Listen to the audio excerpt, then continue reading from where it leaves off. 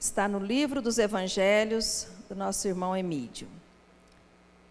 Lucas, capítulo 2, versículos 1 a 7. Naqueles dias, apareceu um edito de César Augusto, ordenando que se fizesse o recenseamento de todo o mundo habitado.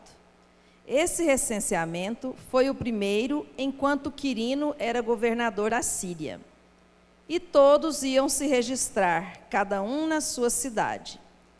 Também José subiu da cidade de Nazaré, na Galileia, para a cidade de Davi, que é chamada Belém, na Judéia, porque era da família e da linhagem de Davi, para se registrar com Maria, sua esposa, que estava grávida. Quando estavam lá, chegou o tempo em que ela devia dar à luz. Ela teve seu filho primogênito, enrolou em faixas e o colocou numa manjedoura, porque não havia lugar para eles na hospedaria. Então, queridos irmãos, hoje o nosso irmão Emídio falará sobre o tema Natal de Jesus. Que nós consigamos abrir o nosso entendimento e consigamos captar a mensagem de amor e de luz dessa noite.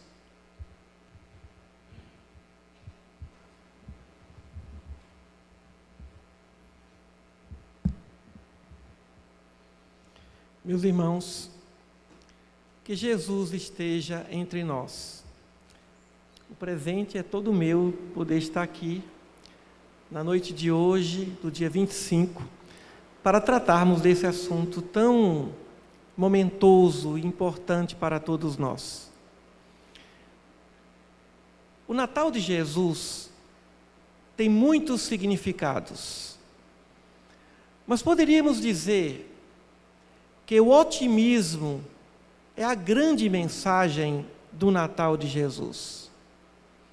Vivemos uma crise de otimismos, ou melhor, de ausência de otimismo. Por qual razão? Evidente que todos nós temos os nossos desafios, as nossas ânsias, os nossos sonhos e a realidade que nos cerca. A família de Jesus não desistiu por falta de hospedaria. Poderiam ter encontrado outras alternativas. Seguido uma cidade vizinha, poderiam nem se encontrar em Belém. José poderia ter saído de Nazaré e até Belém por causa do recenseamento e não levar a sua esposa, mas devido ao otimismo e à condição da própria profecia de que o Messias nasceria em Belém, na cidade de Davi, ele foi otimista. A mensagem da Boa Nova é uma mensagem de otimismo. Foi graças à fé e ao otimismo que o nosso Pai determinou que o anjo Gabriel pudesse levar a mensagem do nascimento de João Batista a Zacarias e do nascimento de Jesus a Maria de Nazaré. Zacarias não poderia entender como uma mulher com a idade avançada teria condições de conceber um filho. Depois, ele percebeu que para Deus tudo é possível. Essa mensagem que para Deus tudo é possível é uma mensagem de fé, mas não existiria fé sem entusiasmo, sem otimismo. Os gregos chamavam o entusiasmo de Deus está com você. Quando Deus está com você, você tem entusiasmo, você tem otimismo, que é a mesma coisa. Mas há uma diferença entre o otimista e, por que não dizer, o alegre. Aquela pessoa que momentaneamente se encontra alegre, mas não é uma pessoa otimista. Então não vamos também confundir felicidade com alegria. Uma pessoa pode estar triste e ser uma pessoa feliz. Uma pessoa pode estar alegre e não ser feliz. Uma pessoa pode estar ou pode ser otimista e naquele momento pode não lhe agradar algum tipo de fato, está triste, mas é uma pessoa otimista. Mas o que significaria o otimismo? O otimismo é a junção de 3 componentes ou de 3 virtudes: a humildade, a paciência e a perseverança ou a persistência. Não vamos confundir insistência com persistência, porque o insistente quer a coisa certa na hora errada, ou a coisa errada na hora certa, ou a coisa errada na hora errada. O persistente, ele quer a coisa certa na hora certa. Não desiste, tem paciência e profunda humildade para tentar quantas vezes sejam ou forem necessários. Então, José foi um homem otimista, Maria foi uma mulher otimista, e esse otimismo fez com que a família real espiritual pudesse, diante de um obstáculo, que era o obstáculo de não ter uma hospedaria, um lugar digno para o nascimento do Rei dos Reis, então eles pensaram, já que não temos nenhum lugar, vamos então escolher o único lugar que tem na natureza, que é o lugar onde os animais se aportam, onde os animais residem, onde os animais moram. E lá não existiam animais, era um período de verão, os pastores estavam a conduzir os animais pelos campos, e nesse exato instante, Jesus veio ao mundo dentro de um habitat sem condições de higiene, sem condições de limpeza. Era um lugar que não era destinado ao nascimento de um ser humano, de uma criança, mas sim, era um lugar para os animais. Essa é uma mensagem de otimismo. Então, a primeira mensagem de otimismo foi a fé que Maria teve no anjo Gabriel, que ele disse que para Deus tudo era possível, ainda que ela não tivesse qualquer tipo de relação íntima com o seu noivo José, ali se encontrava um programa divino que ela teria de se submeter. Ali está o otimismo de Maria, quando respondeu: aqui se encontra a serva do Senhor. Bem diferente do tio de Jesus, Zacarias, que ficou mudo e ele não poderia entender, questionou o anjo e depois ele percebeu que realmente para Deus tudo é possível. Nenhum de nós provavelmente aqui nasceu num estábulo. Nós nascemos em maternidades, em nossas residências, mas ainda que não nascêssemos num lugar fisicamente digno, poderíamos considerar a mensagem de otimismo o templo é a natureza, o melhor lugar é a natureza, o melhor lugar, o melhor templo é o próprio universo, além do planeta Terra. Mas o otimismo de Jesus prosseguiu. Depois do seu nascimento, ele recebeu a mensagem ou a visita de alguns homens otimistas que saíram do Oriente, carregando ouro, incenso e mirra para homenagear e presentear o menino Jesus.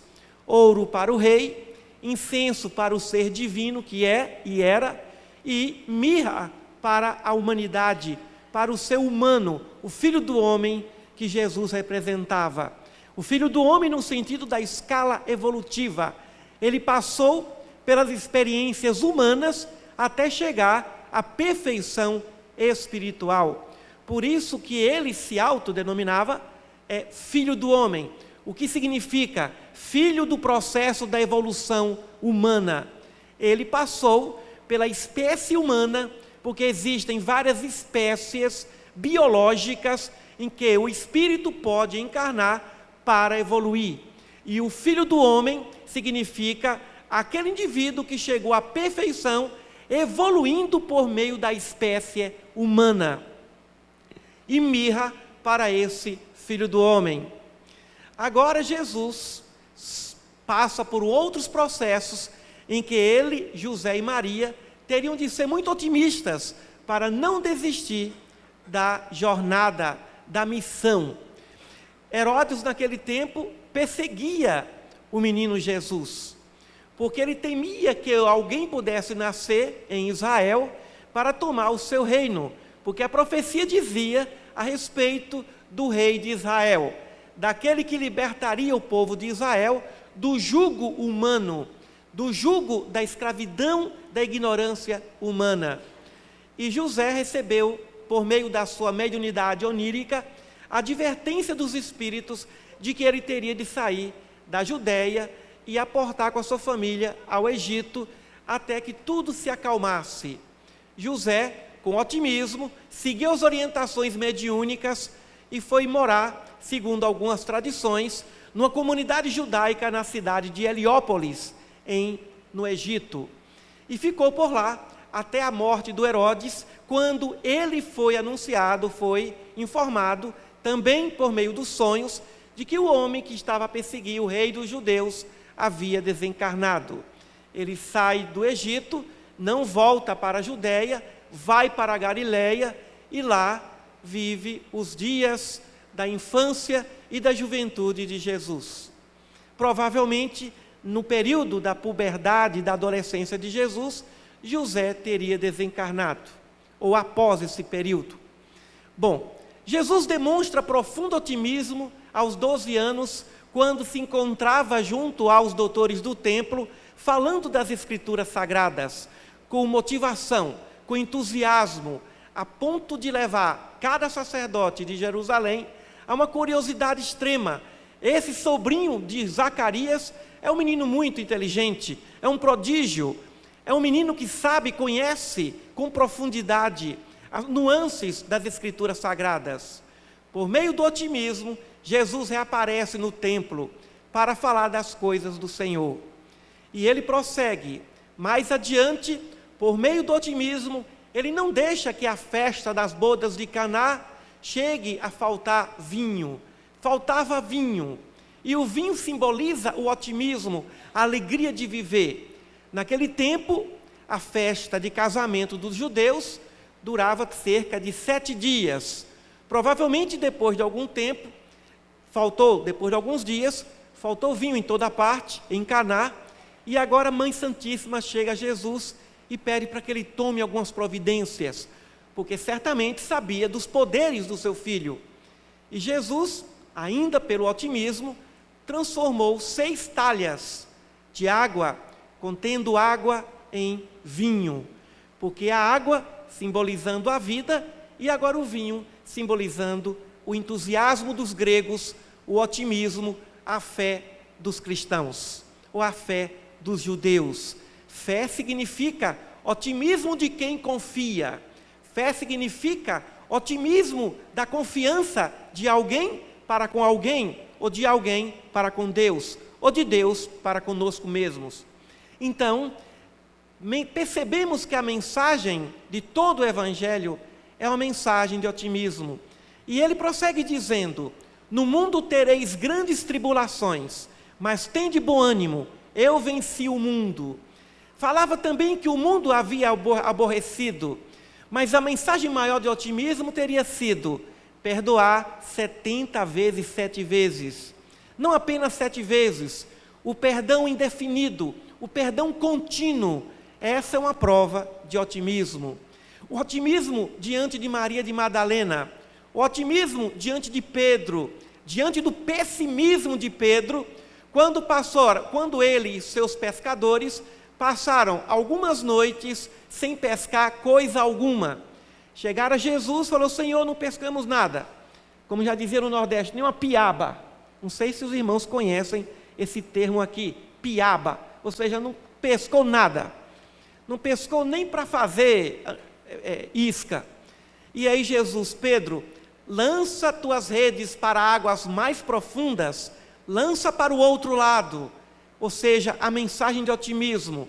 E quando Pedro navegou para águas mais profundas e lançou a rede para o outro lado, ele então ficou impressionado como sendo ele o homem que entendia da pesca. E Jesus era um homem que entendia das letras, da lei, o homem que entendia das profecias, o homem que entendia de Deus, mas não entendia de pesca, o homem que entendia de carpintaria, o homem que entendia de engenharia civil, porque o seu pai José era carpinteiro, no sentido de ser um engenheiro civil, um pedreiro, alguém que entendia da construção de estradas, da construção de prédios, da construção de casas. Ou seja, José era o homem da arquitetura, era o homem da engenharia civil.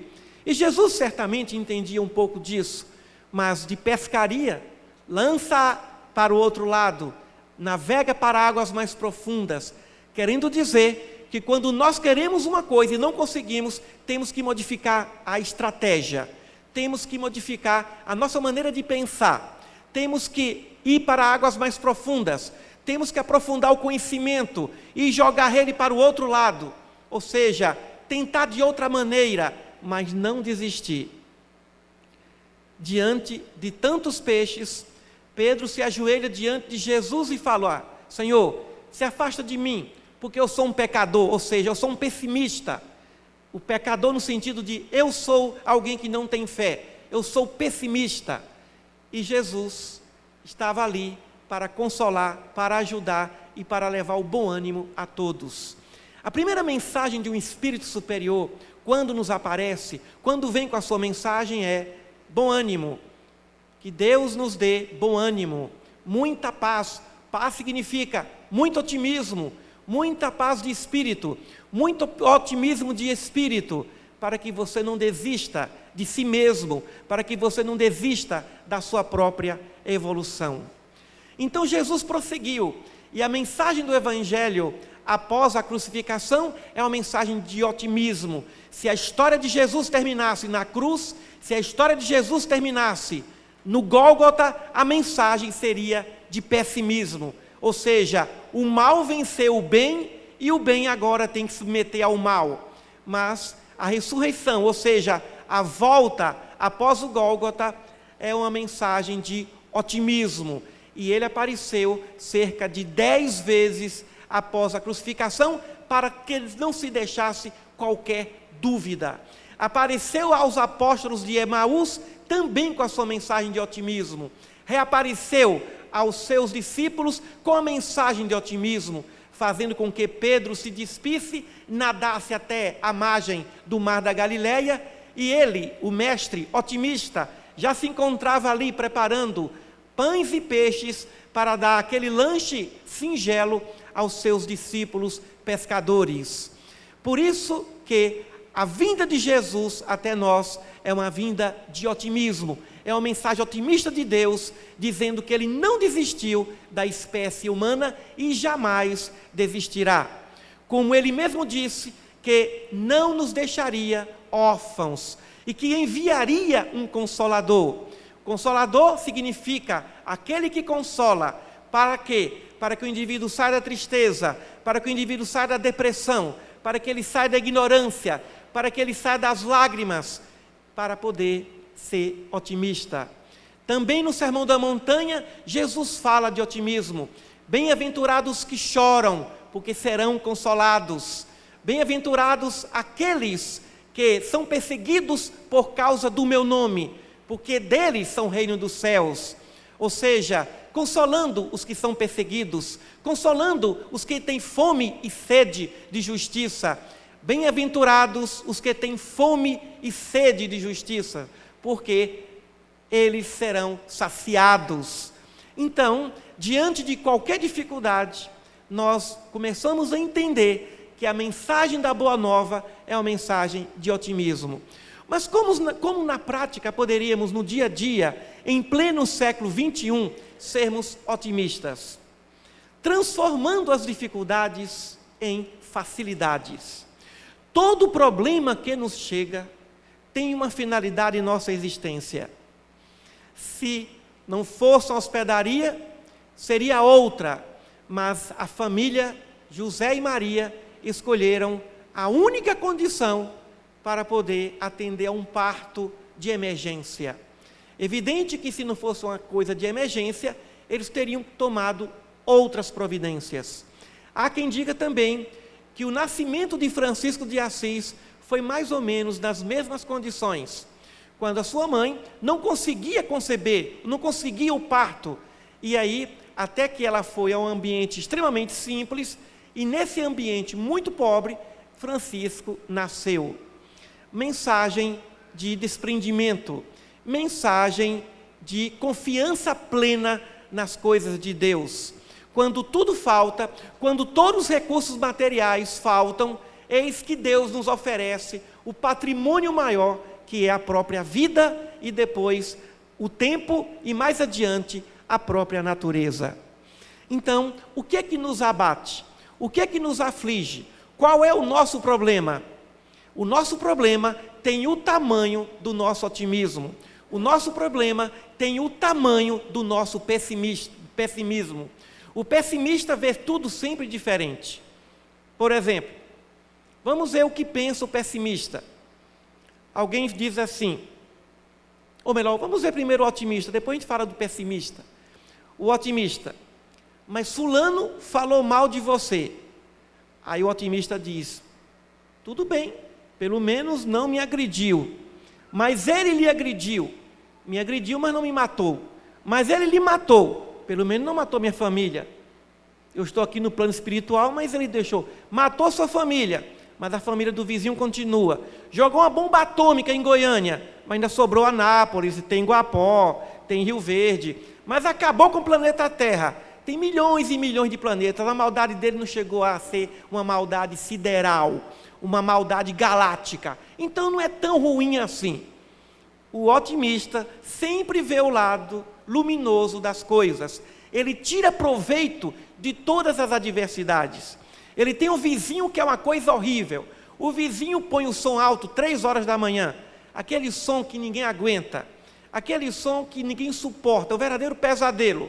E aí nós vamos orar por aqueles que nos perseguem. Senhor, mata esse vizinho. Não é a melhor oração. Senhor, faz com que esse vizinho acorde. Já está acordado de madrugada. Então o que é que vamos fazer com esse vizinho? Orar por ele. Mas é preciso primeiro pensarmos, Senhor, qual é a mensagem desse vizinho? Por que esse vizinho agora apareceu na minha vida, perturbando a minha paz? Porque nada muda. Já chamei a polícia, já falei com ele, não tem diálogo. A mensagem da vida dizendo, você está merecendo morar num lugar melhor. Compre um apartamento melhor, uma casa melhor. Vá morar num lugar diferente. Há sempre um lugar melhor do que o lugar que você está morando. E esse vizinho é apenas uma mensagem desagradável, porém eficaz, porque se não tivesse vizinho, você não sai dali só morto. Então, sai daí, vai morar num lugar melhor, e depois você vai ver esse vizinho na Avenida Goiás e vai dizer, graças àquele benfeitor, hoje eu estou morando no lugar que eu estou, num excelente lugar, ou pelo menos num lugar melhor do que o anterior. É assim que acontece com o otimista. O otimista sempre vê o lado bom, transforma qualquer limão em limonada. Agora, o difícil é termos a água, o gelo e o açúcar para compor essa dificuldade, para compor esse desafio. Como transformar o desafio em oportunidade de crescimento? Senhores, no próprio problema, na própria dificuldade está a solução. Só que temos que ter visão otimista para enxergar essa realidade. Porque aí, a traição vai ser um trampolim para nós convivermos com pessoas de confiança. A desonestidade do outro vai ser um trampolim para nós concebermos o valor da honestidade. Ou seja, a problemática que chega, ela tem 2 faces. E a outra face que não enxergamos é a face da solução. É a face da condição de felicidade que a vida nos oferece. Por isso, se vem um lado negativo, vem também do outro o lado positivo. Mas aí alguém poderia perguntar, mas será que do lado positivo tem também um lado negativo? Quando chega uma coisa alegre, agradável, não tem também seu lado negativo? Depende do nível espiritual de cada um. O que para nós pode ser sucesso, para um espírito superior pode ser um verdadeiro fracasso espiritual. Por exemplo, vamos passar o ano 2014, aqui, eu acho que todo mundo já fez essa promessa, sem falar mal de quem quer que seja. Ano de eleição, ano de político. Os políticos nossos são políticos honestos, são políticos que têm boa vontade, porque tem desonestidade em todos os níveis também. Até hoje, o Palácio do Planalto e lá Brasília está intacto, não jogaram a bomba atômica ainda. Isso demonstra que não há tanta maldade assim, né? Então, vamos passar o ano todo de 2014 sem falar mal de ninguém. Isso é uma grande vitória para todos nós. Maledicência, zero. Mas nós vamos pensar mal. Na hora da propaganda política, nós vamos pensar mal. Já vem ele de novo, o enganador. Já vem ele de novo, falando a mesma coisa. Um espírito superior, além de não falar mal, vai olhar para o mentiroso com compaixão e vai dizer: Senhor, abençoe esse irmão, para que ele possa caminhar sua evolução acordando. E aí, não vai praticar maledicência, vai olhar com sentimentos de piedade, vai olhar com sentimentos de amor. Então, para um espírito superior, falar mal não diz nada, é não pensar mal de quem quer que seja. Temos também um propósito, não mentir. Aqui, nós que estamos aqui, estamos fazendo essa promessa, esse compromisso perante a consciência, de não falarmos uma única mentira em 2014. E como é que a gente consegue isso? Para dizermos somente a verdade é necessário muita inteligência. Não significa dizer que tenhamos que dizer todas as verdades, porque o outro pode não suportar toda a verdade do nosso coração. Mas significa não mentir. Ou seja, para nós, não mentir já é um grande ganho. Para um espírito superior, existe simplesmente uma vida tão reta que ele não tem razão alguma de esconder qualquer tipo de informação. Nós mentimos por algumas razões: vergonha, medo, ignorância, desconfiança. Um espírito superior não tem razões nem para não mentir e nem para dizer as verdades. Mas ele também tem a caridade de respeitar o nível de evolução do outro diante de certas verdades. Então, aquilo que para nós pode ser uma grande vitória, para um espírito superior pode ser até uma derrota. Por isso que tudo depende do grau de evolução intelectual e do grau de evolução moral do espírito. Para nós, não praticar o mal é um grande ganho. Para o espírito superior, além de não praticar o mal, não pensar mal, e mais ainda, pensar sempre o bem, amar sempre, não perder nenhuma oportunidade de ajudar, é um grande ganho. Nós ainda não temos o nível de pensamento, de vivermos um mundo de consciência em nível de pureza espiritual. Mas é assim que vai se conseguindo. Primeiro trabalhando o não, para depois trabalharmos o sim. Primeiro é não fazer o mal, e depois praticar o bem no nível cada vez maior, cada vez mais pleno, luminoso.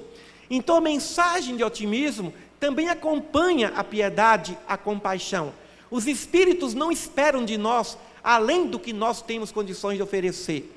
Sonhamos com a santidade, mas os espíritos não aceitam ou não querem que nós nos sacrifiquemos no sentido de angariarmos pela periferia do comportamento virtudes, ou de parecermos ser virtuosos sobre virtudes que ainda não temos verdadeiramente implantadas em nosso ser espiritual. Por essa razão, que com o passar do tempo, quando nós, com a humildade, a paciência, a perseverança, vamos determinando o fator otimismo em nossas pequenas conquistas. Então, os problemas que nos chegam, eles nos chegam para levarmos de alguma maneira um outro tipo de atitude. Saímos da inércia espiritual, saímos daquele momento, daquela morbidez de evolução e partimos para um outro nível de evolução espiritual. Por essa razão que a dor e o sofrimento poderão ser muito úteis para que nós saiamos do estacionamento espiritual. A dor também é um mecanismo de otimismo da natureza evolutiva do espírito. Mas é lógico que queremos evoluir pelo amor e não pela dor. Mas dentro desses princípios, nós vamos adquirir o hábito de sempre tomarmos uma atitude diante de algum tipo de aborrecimento. Meus irmãos, não sejamos passivos, sejamos pacíficos diante das adversidades. A providência divina não quer passividade. Tudo aquilo que nos aborrece merece uma tomada de atitude, uma resposta para nós e para a nossa evolução. Não resposta de vingança perante o outro. Aquilo que nos aborrece, aborrece porque nós não suportamos aquele tipo de conduta. E se nos aborrece, a vida está a clamar: tome uma atitude. E qual será a atitude? A melhor atitude que seja para a sua evolução espiritual. Não é a atitude do revide, é uma atitude de mudança de comportamento. Se nós estamos numa estrada e alguém tenta nos atropelar, não vamos ficar nessa estrada, porque nós vamos ser atropelados. Vamos mudar de rota, vamos modificar o nosso comportamento, vamos mudar a nossa atitude para que verdadeiramente tiremos proveitos dessas ameaças, tiremos proveitos dessas crises. Allan Kardec nos diz que quando o mal existe, ele não se cura sem crise. Quando o mal existe, ele não se cura sem crise. E o que é a crise? A crise é um ponto para despertar o outro da sua zona de conforto.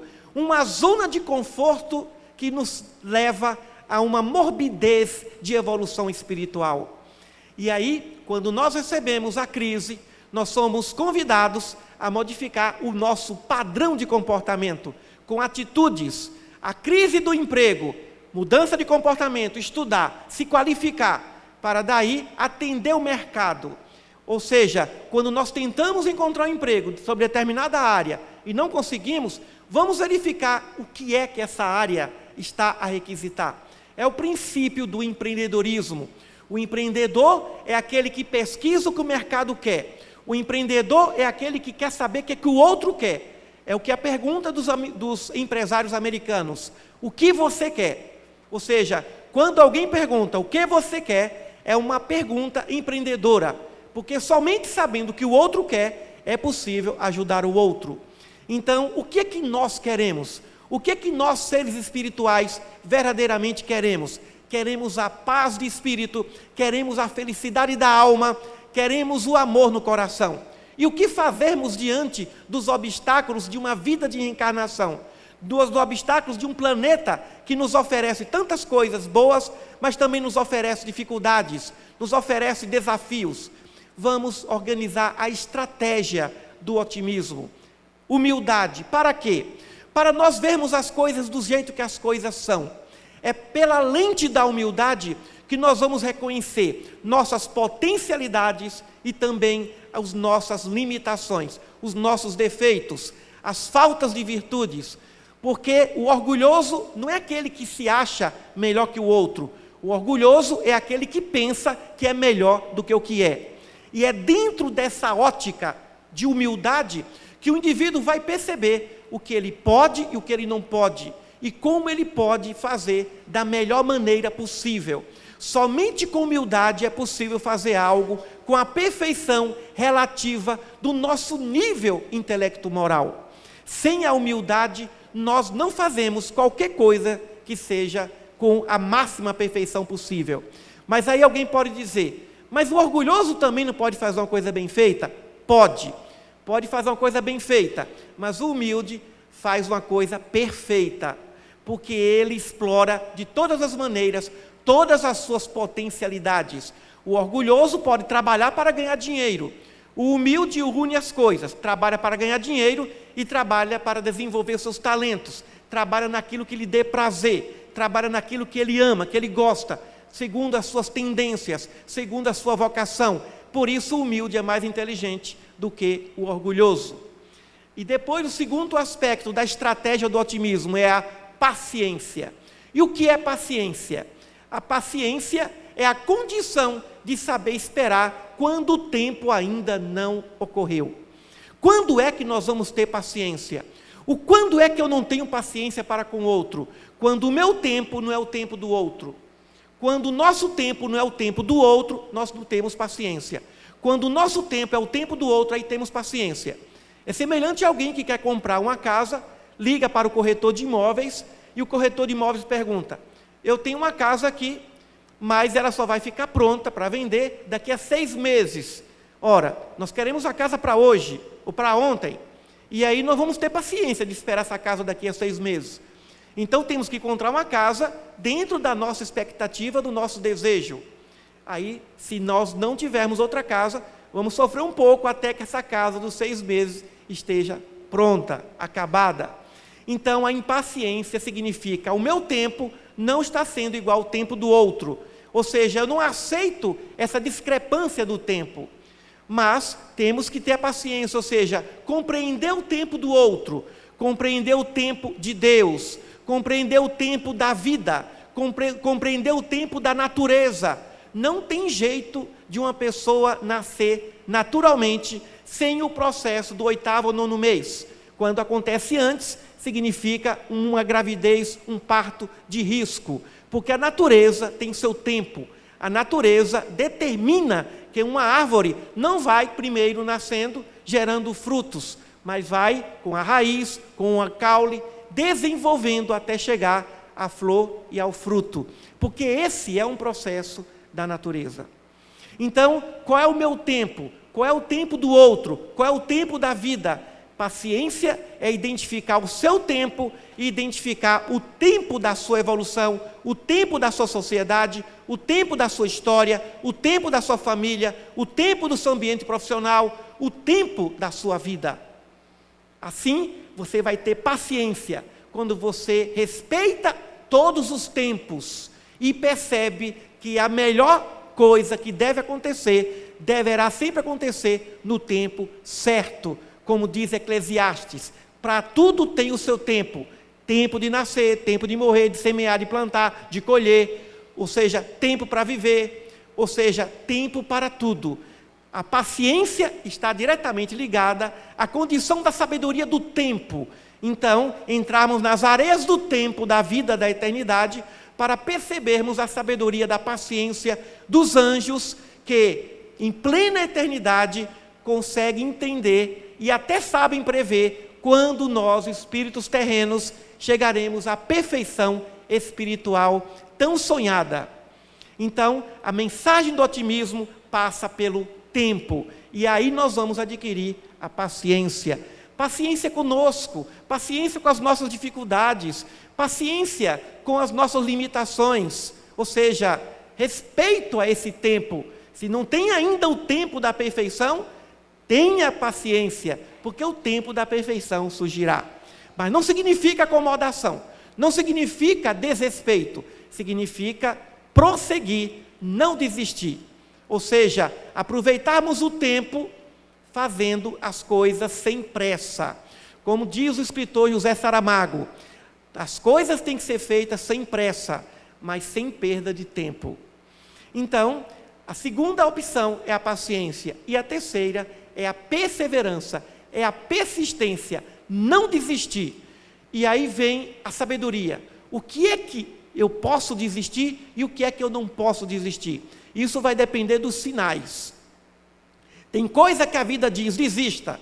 Vamos dar um exemplo, um vestibular para medicina concorrido, aqui na Universidade Federal de Goiás. Então o indivíduo sabe que não vai ser fácil ele passar no vestibular de medicina na Universidade Federal de Goiás, devido à concorrência, devido ao nível de exigência para que os concursandos tenham condições de auferir uma vaga de medicina. Então ele tem que entender: será que eu dou conta de passar? Será que eu tenho essa capacidade? E é aí que ele pode descobrir que tem, ou é aí que ele pode descobrir que não tem. Eu conheço pessoas que estão há 10 anos fazendo vestibular para medicina, perdendo tempo, não entendeu que medicina não é a sua área. Aí fala: nossa, mas eu estudei tanto e perdi. O outro que não era nem tanto bom aluno assim passou. Porque a vida está dizendo para ele: vá. Então, como entender essas placas de sinalização? O que é que eu posso perseguir, não desistir, e o que é que eu não posso? Observando os sinais. Se eu saio da minha casa para fazer um vestibular para medicina no UFG, estudei, me preparei, e ao sair, um caminhão passa e joga a lama na minha roupa, já comecei a ter um sinal. Ou é um obstáculo para desistir, ou é um sinal para você desistir mesmo. Obstáculo eu posso transpor, sinal não. Há uma diferença entre sinal e obstáculo. Obstáculo é para se superar, sinal é para se respeitar. O obstáculo no trânsito é uma coisa, tem um buraco, eu vou passar em volta do buraco. Agora, placa de sinalização não.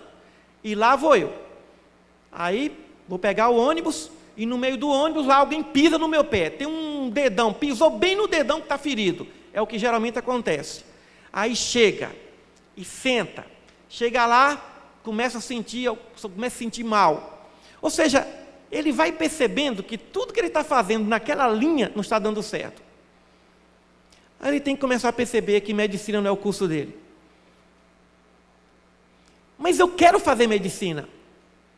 Queria muito. Tenha sempre um plano B. Porque às vezes aquilo que a gente quer é o que a vida não quer. Na outra encarnação você foi médico, nessa você veio para fazer outra coisa. Então, vai ser advogado, desenvolver outros talentos. O talento da persuasão, o talento da virtude, o talento da justiça. Então vai trabalhar como professor, ou então vai trabalhar como professora, como mecânico, vai cuidar de outra área, fisioterapia, enfermagem. Então o indivíduo tem que entender o que é que ele pode, o que é que ele não pode. Sinal é para respeitar. Agora o indivíduo quer fazer um vestibular para medicina. De repente, quando ele está saindo, passa alguém e fala, ó, quer uma carona, estou indo para lá também fazer. Nossa, que coisa. Aí ele vai fazer o cursinho preparatório. E lá no sorteio ele recebe uma bolsa, no sorteio. Bolsa integral para fazer o estudo do pré-vestibular. Então ele começa a entender que a coisa está dando certo. São sinais que estão fluindo. Então esse curso pode dar certo. Ou seja, a coisa está fluindo. Não tem tanto sacrifício assim. No dia da prova, mesmo ele não sabendo tanto, mas ele está tão confiante, ele está tão em paz, sem nervosismo, vai passar. O outro que sabe mais que ele, está bloqueado pelo nervosismo, pela cobrança social. Você é inteligente, você vai passar. E ele acaba não passando. E fica frustrado por isso. A não ser que ele mude de comportamento, ele mude de energia, para que ele receba novas placas de sinalização. Uma vez,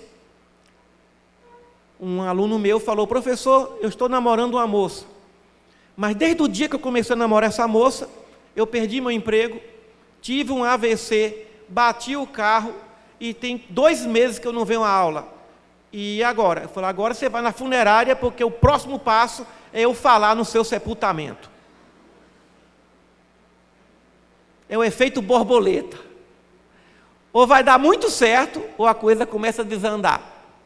Energias incompatíveis. Então, comece a entender essas coisas. Não estou dizendo que quando você está com alguém, quando a coisa está errada, cuidado, não é bem isso. Mas comece a desconfiar que algum comportamento dos dois terá de ser modificado para que novas energias se somem. Eu chego numa cidade, tudo dá certo, eu tenho que ficar nessa cidade. Há 27 anos que eu estou em Goiânia, não, tudo aqui dá certo, até o errado dá certo, então é aqui que eu tenho que ficar. Agora eu vou inventar outro lugar, mas Jesus diz, se você vai numa cidade e lá for maltratado, sacode o pó das sandálias, vai para outro lugar, mas não fica lá não.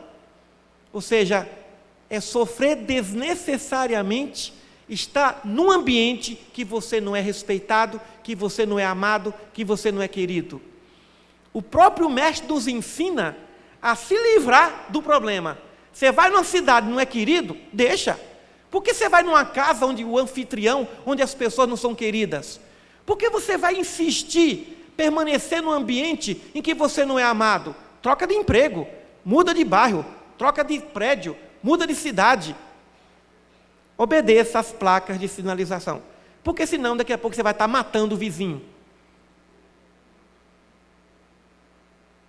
Teve um caso aqui em Goiânia de um professor que matou o vizinho. Devia ser na semana de correção de provas. Porque na semana de correção de provas, realmente o professor sai do seu equilíbrio emocional. É a pior parte de ser professor, é corrigir provas. Principalmente com as caligrafias maravilhosas de alguns alunos. Precisa de lupa para entender, inclusive, o nome que ele assinou na prova. Tem que adivinhar. Então, a mensagem de Natal é a mensagem do veja o melhor lado da vida. Veja quantas bênçãos nós temos. Um corpo, 2 mãos, olhos, nós enxergamos, nós pensamos, nós falamos, nós ouvimos, nós caminhamos, nós temos familiares. Quantas pessoas passam o dia de hoje, o dia de Natal, sem um familiar, sozinhos, isolados, mas precisam sair de suas portas, ir além e visitar outros filhos do Calvário. Uma dor consolando outra dor, menos com menos, na matemática dá mais, gerando o ponto positivo. Vamos transformar a nossa dor, porque a dor foi coroada no Gólgota, a dor foi sublimada no alto da cruz. Jesus tirou proveito da cruz, Jesus tirou proveito do sofrimento, Jesus tirou proveito das perseguições, tirou proveito das ignorâncias, tirou proveito de todos os obstáculos, porque ele tinha as placas a seu favor, as placas de sinalização. Ninguém foi mais ultrajado, ninguém foi mais oprimido, ninguém foi mais ferido, ninguém destilou tanto sangue, ninguém suou sangue. E, no entanto, ele não desistiu. É a perseverança, é a persistência. Não desistir quando se tem consciência daquilo que quer. Não desistir quando se tem plena certeza de que está no caminho certo, com a aprovação da consciência e a aprovação de todas as placas de sinalização. E por que nos aborrecemos com coisas pequenas? Por que nos aborrecemos com coisas que não têm nada a ver? É porque nós estamos provavelmente precisando de algumas reflexões para nós valorizarmos as bênçãos. Como dizem os Espíritos, as bênçãos são muito, infinitamente maiores do que as dores, do que as alfinetadas da vida. Então, meus irmãos, a família de Jesus não ficou reclamando do hospedeiro porque não tinha quarto, não ficou reclamando da cidade de Belém porque não tinha lugar, mas eles tomaram providência. Eles foram, imagina a situação de José, que vivia muito bem em Nazaré, e agora ter que colocar sua linda esposa numa condição socialmente degradante. Isso é ter fé, isso é ter otimismo, e eles não desistiram diante das dificuldades. O problema era de Belém, que não tinha hospedaria para todos os seus filhos, numa época como aquela de recenseamento. O problema foi de Belém, que não teve uma hospedagem para o Senhor da vida. O problema foi de Belém, que ele, o nosso mestre, teve que nascer no lugar dos animais. E os primeiros visitantes do menino Jesus foram os animais, e depois os pastores, os condutores de animais. Essa é a mensagem de otimismo da vida, querendo dizer, não vamos desistir. Falando para Thomas Edison, depois de 700 tentativas para encandecer a lâmpada, ele não desistiu, e graças a eles saímos do lampião, saímos e hoje nós temos a luz elétrica. Se o Aleijadinho desistisse diante das suas dificuldades, não teríamos as suas obras. Se Francisco de Assis desistisse diante da incompreensão do seu pai, não teríamos Francisco de Assis.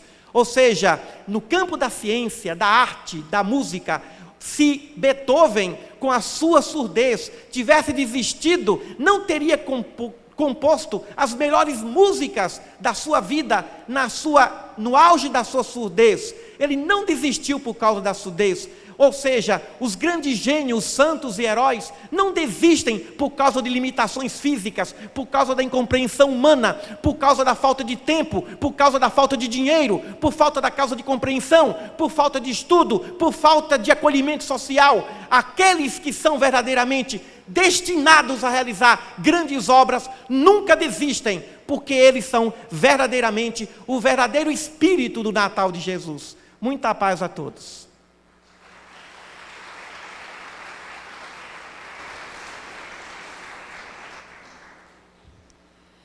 Então, nós, do fundo do nosso coração, agradecemos o nosso irmão Emílio.